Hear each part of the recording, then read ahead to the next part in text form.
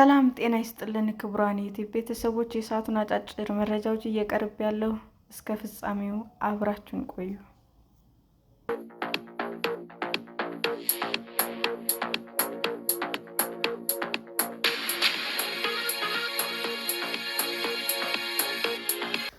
ወይዘሮ ብርሃኔ አስፋው ለሴቶች ደህንነት ባደረጉት ጥረት ለኖቤል ሽልማት እስከመታጨት የደረሱት ኢትዮጵያዊት። በ1930ዎቹ ኢትዮጵያ ምን አይነት አገር ነበረች? የማህበረሰቧ አኗኗር፣ የሴቶች ቦታ ስለመገመት ባያዳግትም ባህላዊ እሴት እና መደብ ላይ የጸና ስርዓት ያለባት ሀገር የሚል አጭር መልስ መስጠት ይቻላል። ኢትዮጵያ በጣሊያን ተወራ፣ አርበኞቿ በትግል ንጉሷ ደግሞ በስደት ገባሪና አስገባሪ ስርዓት በነበረበት ሴቶች ሁለተኛ መደብ በነበሩበት ዘመን ግራዚያኒ በአዲስ አበባ ሺዎችን በጨፈጨፈበት ማግስት በጎንደር ብርሃኔ የተባለች አንዲት ሴት ተወለደች። ብርሃኔ አስፋው ፊታውራሪ በሆኑት አያቷ ቤት ብታድግም ሴት መሆኗ ብቻ እንደ ማንኛውም የዘመኑ ሴት ቀድሞ የተጻፈ ዕጣ ፈንታ ነበራት። ግን ደግሞ እምቢተኝነት መንገዷን በራሷ እንድትመራም አድርጓታል። በ1931 ዓ.ም የተወለዱት ወይዘሮ ብርሃኔ አስፋው በኢትዮጵያ ብቻ ሳይሆን በአፍሪካ ሴቶች እንዳይገረዙ የሚያደርግ ሕጎች እንዲወጡ ቁልፍ ሚና የተጫወቱ ብርቱ ሴት ናቸው።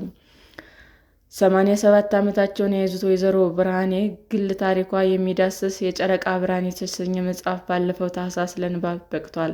መጽሐፉ አድኃኖም ምትኩና ዮሐንስ አዝመራው በተባሉ ሁለት ጸሐፊዎች የተዘጋጀ ነው። ከቢቢሲ ጋር ቆይታ ያደረጉት ባለታሪኳ ወይዘሮ ብርሃኔ ሕይወታቸው ሙሉ እኩልነትና ፍትህ ላይ ያጠነጠነ እንደሆነም ተናግረዋል።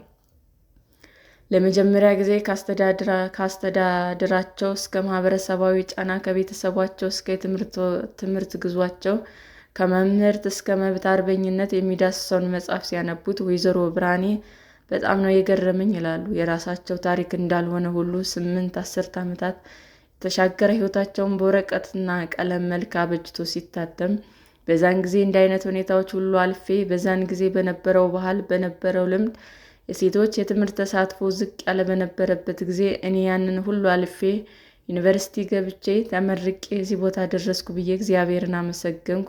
ይህ በእውነት ትልቅ አጋጣሚና ዕድል ነው ይላሉ። ወይዘሮ ብርሃኔ ለዚህ ስሜታቸው ትልቅ ምክንያት አላቸው። ይህም ጊዜው ነው። ብዙ ሴቶች የሚዳሩበት ጊዜ ነበር። ዕድል ነው ያጋጠመኝ እንጂ ሁኔታው አይፈቅድም ነበር ይላሉ። የተጻፈላቸው ዕጣ ፈንታ ተሻግረው የሚሊዮነሮች ሴቶች ሕይወት የቀየረውን ስራቸውን መለስ ብለውም ሲያስቡ ወይዘሮ ብርሃኔ የመንግስታቱ ድርጅት የሕፃናት ስምምነት ላይ ጎጂ ልማዳዊ ድርጊቶችን የሚከለክሉ አንቀጾች አርቅቀዋል። በስምምነቱ እንዲካተቱም ውትወታ አድርገዋል። የሰብአዊ መብት አርበኛ የሆኑት ወይዘሮ ብርሃኔ 60 ዓመታት የዘለቀ ስኬታማ ትዳርም አላቸው።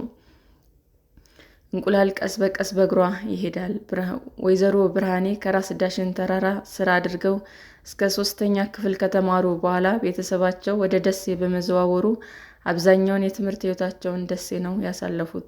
ወይዘሮ ስህኔና እቴጌ መነን ትምህርት ቤቶች ተምረው በቀድሞ ቀዳማዊት አፄ ኃይለ ሥላሴ በአሁኑ አዲስ አበባ ዩኒቨርሲቲ በጣት ከሚቆጠሩ ሴት ተማሪዎች አንዷ ሆነው የመጀመሪያ ዲግሪያቸውን አግኝተዋል።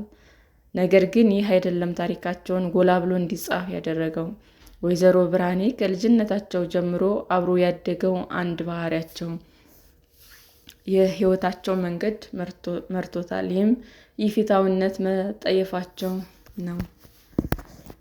ምንም እንኳ አስገባሪ በሆነ ቤተሰብ ውስጥ ቢያድጉም ለገባሪ ተቆርቋሪ ነበሩ። ይህ የልብ ትግላቸው መስመር የያዘ ኑሯቸውን ከባለቤታቸው ጋር በመሰረቱበት ጄኔቭ ነው። በስዊዘርላንድ ዩኒቨርሲቲ ትምህርታቸውን ሲከታተሉ የዓለምን አቀማመጥ ተረዳሁ፣ የፍትሐዊነት ስርዓት ስልት መሰረት አጠናሁ ሲሉም መጽሐፋቸው ላይ ገልጸውታል። በተለይ ደግሞ በማህበረሰቡ ቅቡልነትና ከበሬታ ባላቸው ባህልና ሃይማኖት በማሰብ ለኢፍትሐዊ የተዘጋጀ መደላድል መሆኑንም የተረዱበት ነው። በመንግስታቱ ድርጅት ስር ለጾታ እኩልነትና ሴቶች መብት በሚሰራው አካል ውስጥም መስራት ጀመሩ። ደግሞ የሕይወታቸውን እኩሌታ ያሳለፉበት ጎጂ ልማዳዊ ድርጊቶችም ለማስቆም የበኩላቸውን አበርክተዋል። ግን ከእኩልነት በፊት ሰው የመሆን ትግል ነበር። ከአህጉራቸው አፍሪካ ላይ ስር የሰደደው ባህላዊና ሃይማኖታዊ ሽፋን የተጎናጸፈው የሴት ልጅ ግርዛት ሊዋጉ ሲነሱ ለዘመናት ሊቆዩ በጽኑ መሠረት ላይ የተቀረጸ የመሰለው ሥርዓት፣ አስተሳሰብ፣ ባህል እጁን ዘርግቶ አልተቀበላቸውም። ይልቁንም አፍ አውጥቶ ተሟገታቸው፣ ፈተናቸው። እርሳቸውም የዋዛ አልነበሩምና ድርጅት መስርተው መሳሪያቸውን ስለው ብቅ አሉ። እኔ በተፈጥሮ ሰው ሲጎዳ ማየት አልወድም ነበር። ልጅም እያለሁ አንድ ሰው ድሃ ነው፣ ሌላ አማራጭ የለውም ተብሎ ሲገፋና ሲጨቆን ሳያለቅስ ነበር በማለት ከሚገፉ ጎን መቆም አብሯቸው ያደገ መሆኑን ይጠቅሳሉ። ወይዘሮ ብርሃኔ በ1970ዎቹ መጨረሻ ጎጂ ልማዳዊ ድርጊቶች ላይ የሚሰራውን ኢንተር አፍሪካ ኮሚቴ የተባለውን ድርጅት በመመስረት ለ27 ዓመት ፕሬዝዳንት ሆነው መርተውታል። የሴት ልጅ ግርዛት ሆን ተብሎ የሴት ልጅን የመራቢያ አካል መቁረጥ ማለት ነው። አብዛኛው ጊዜ ይህ ጎጂ ድርጊት የሚፈጸመው ከሴቶች ንጽህናና ከትዳር ጋር ይገናኛል።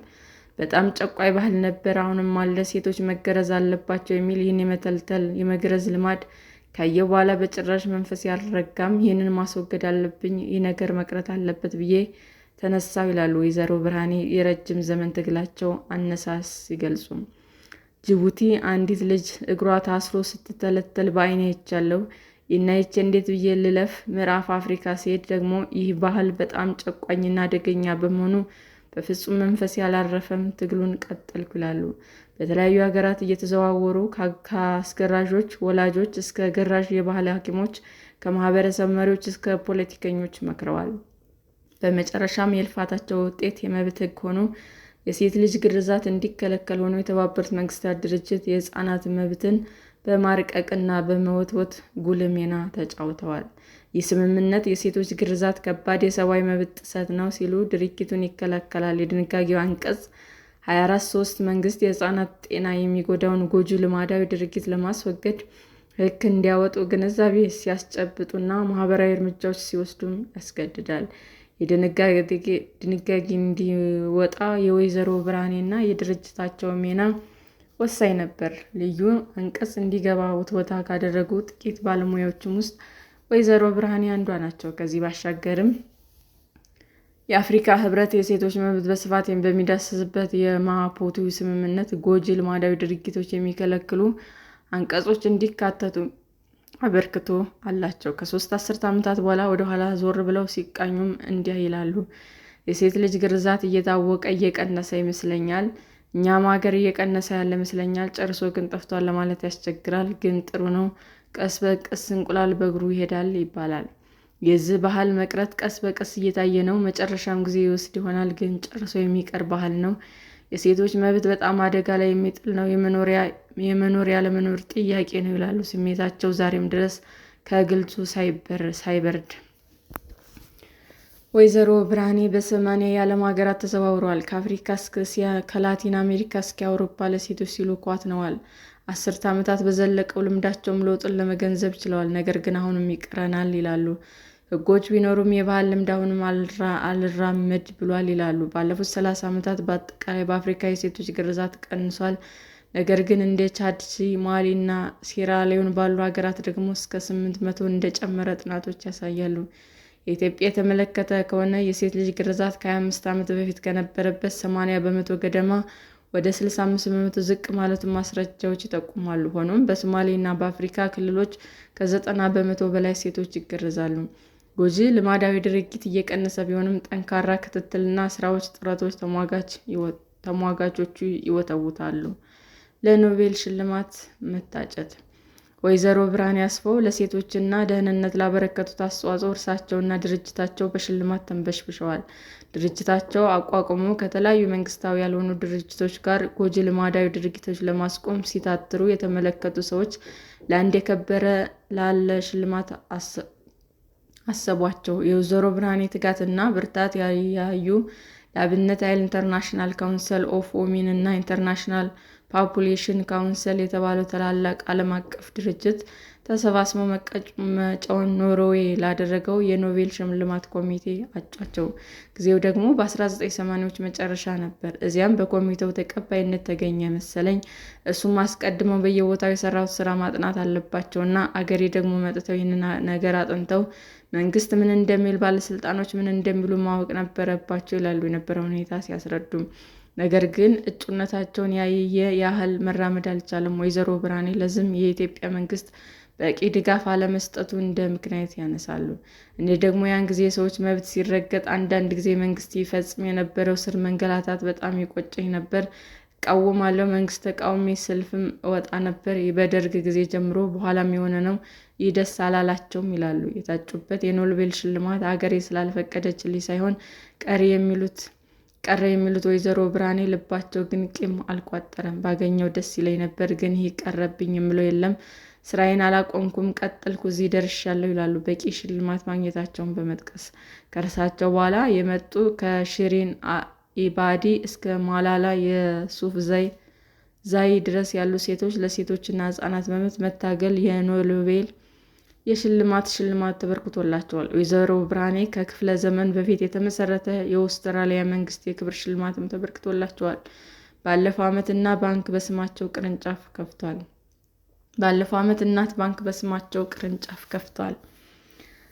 60 ዓመታትን የተሻገረው ትዳርና አጋርነት። ወይዘሮ ብርሃኔ አስፋው ረጅም የትዳር ህይወት ያላቸው ስኬታማ ሴት ናቸው። ከባለቤታቸው አቶ ተረፈ ራስ ወርቅ ጋር ከ60 ዓመት በላይ በዘለቀ ትዳር ውስጥ 3 ልጆችን አፍርተዋል። ባለቤታቸው አቶ ተረፈም በራሳቸው ጎራ ስኬታማ ሰው ናቸው።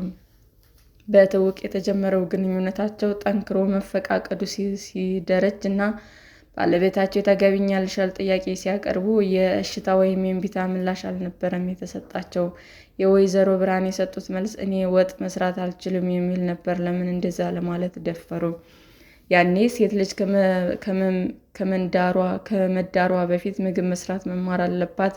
ባልየው ሳገባ እርሷ ናት ውስጥ ወጥ የምትሰራው ብሎ ያስባል። እኔ ግን ከልጅነቴ ጀምሬ ወጥ ቤት መግባት አልወድም ነበር። እናቴ አንዳንድ ጊዜ ኧረ እባክሽ ስትለኝ እኔ አልፈልግም እምቢ ባይ ነበርኩ።